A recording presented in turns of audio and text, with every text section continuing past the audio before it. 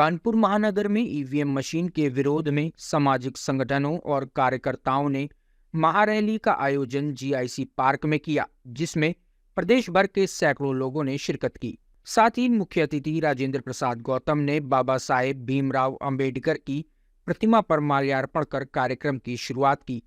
वहीं रैली का मुख्य उद्देश्य ईवीएम हटाओ देश बचाओ, ईवीएम हटाओ भ्रष्टाचार मिटाओ एवं अब की बार बैलेट पेपर से लोकसभा चुनाव के मतदान किए जाने पर अपना पूरा जोर लगाया और कहा कि सरकार ने जो अब की बार 400 पार का नारा दिया है, तो इस महारैली के माध्यम से अब की बार मैदान से बाहर भारतीय जनता पार्टी को करना है, जिसके लिए सभी सामाजिक संगठनों को एकत्रित होकर एक साथ ईवीएम मशीन का विरोध करना होगा और लोकसभा चुनाव में बैलेट पेपर से मतदान के लिए लोगों से अपील भी की गई। सर, आज ईवीएम को लेकर के आज कार्यक्रम था, क्या कहना चाहते हैं? मैं सिर्फ एक बात कहना चाहता हूं कि देश का संविधान इलेक्शन कमीशन को निष्पक्ष, स्वतंत्र, पारदर्शी चुनाव कराने की जिम्मेदारी देता है, लेकिन इलेक्शन कमीशन इस मामले में पूरी तरह फेल साबित हुआ है, क्योंकि ईवीएम में वोट की चोरी होती है। लोगों को ईवीएम के ऊपर भरोसा नहीं है। ये इलेक्ट्रॉनिक डिवाइस है और कोई भी इलेक्ट्रॉनिक डिवाइस सेफ नहीं है। खुद इलेक्शन कमीशन कहता है कि 2% से कुछ ऊपर तक इसमें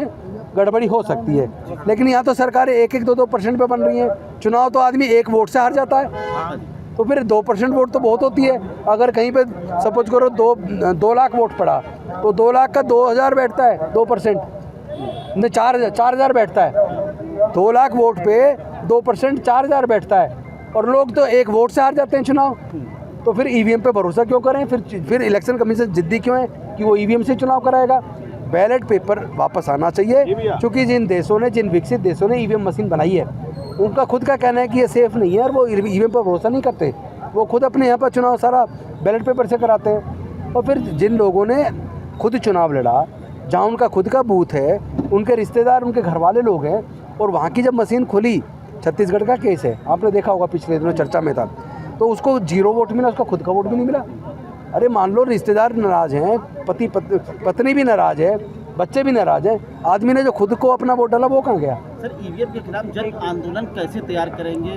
देखिए, जन आंदोलन बन गया है, तैयार करेंगे नहीं, तैयार हो चुका है। देखो, हमने जब शुरुआत की थी करीब 2 महीने पहले, 2 महीने के अंदर आज पूरे देश के कोने कोने में धरने प्रदर्शन हो रहे हैं। पूरे कोने कोने में देश के बड़ी बड़ी सभाएं हो रही हैं। ईवीएम के खिलाफ एक मूवमेंट चल रहा है। आप कहीं भी आप खोलो सोशल मीडिया पर, आपको ईवीएम के तुरंत निकल के वीडियो आती है। तो जब जनता नहीं चाहती ईवीएम को, जनता को ईवीएम पे भरोसा नहीं है, लोग कहते हैं, और बहाना क्या बनाते हैं, उसमें टाइम ज़्यादा लगता है। ज़्यादा कहाँ लगता है भाई? और फिर जब 5 साल जिसको हम चुनने के लिए जिम्मेदारी देने वाले हैं, अगर उस चुनाव की गिनती में 3 दिन लग जाए तो उसमें दिक्कत क्या है? वैसे भी वो कहते हैं बैलेट पेपर छपने में टाइम लगेगा।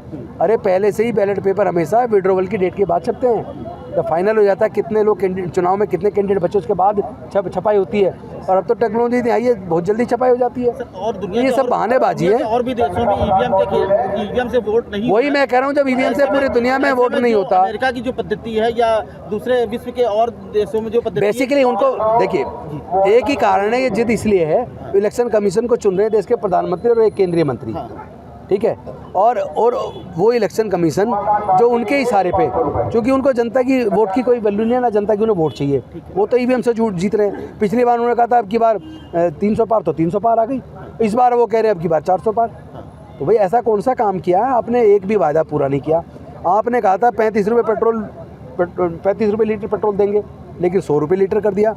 आपने कहा था बहुत ही महंगाई की बार अब की बार मोदी सरकार, तो महंगाई तो इतनी बढ़ गई, कम तो हुई नहीं।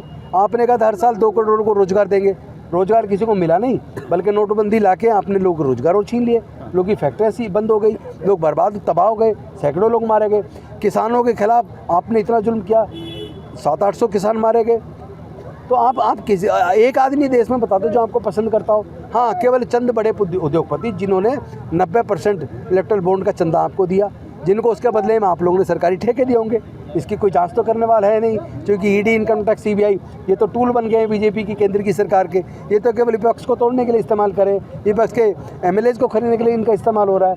और वैसे भी जो भी जिस पे आरोप ईडी लगाती है, फाइल खोलती है, और वो जैसे बीजेपी में जाता फाइल बंद हो जाती है एकदम से। वो वॉशिंग मशीन, बीजेपी की वॉशिंग मशीन में जाके धुल जाता है। तो ये धोखा है ईवीएम, और ईवीएम को हटाने के लिए पूरे देश में आंदोलन चल रहे हैं और हम इस लड़ाई को और तेज़ करने वाले हैं। बहुत जल्दी एक कॉल दी जाएगी जिसमें ईवीएम हटाने का पूरे देश के सारे जिला मुख्यालयों पे बहुत बड़ा आंदोलन होने वाला है। कांग्रेस को कल तक आम आदमी पार्टी कहा करती थी ये बुरी पार्टी, अच्छी पार्टी नहीं। भैया पहले आज देश कांग्रेस बचाना के साथ में आप लोग है। खड़े भैया हो। बात सुनो, देश बचाना ज़्यादा जिम्मेदारी है या पार्टी बचाना? और यहाँ तो वैसे भी ईडी और इनकम टैक्स सीबीआई इस्तेमाल करके पार्टियों को भी खत्म कर रहे हैं। तो ऐसे में देश के प्रजातंत्र को, लोकतंत्र को, देश की आज़ादी को बचाना, देश के संविधान को बचाना ज़्यादा जिम्मेदारी भरा काम है।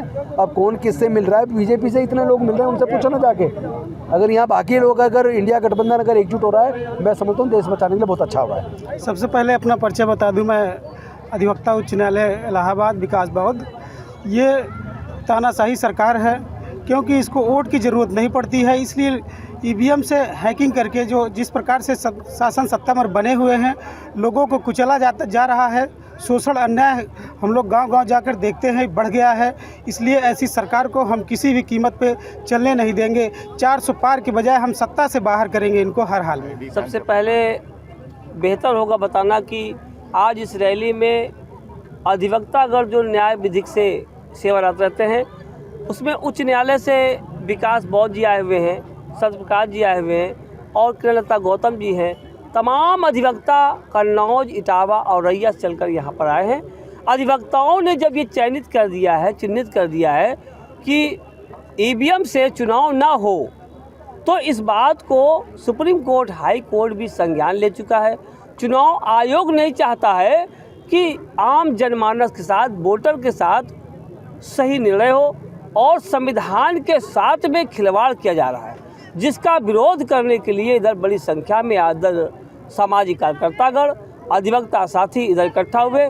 इसमें राजनीतिक लोग बिल्कुल नहीं थे और ये मामला इतना ही नहीं है, ईवीएम से किसी भी हालत में अधिवक्ता बंधुगण और सामाजिक लोग अब चुनाव दोबारा होने नहीं देंगे। इसके लिए वो हर कोशिश संभव कार्यक्रम चला रहे हैं। अभी हमारा संवैधानिक कार्यक्रम चल रहा है।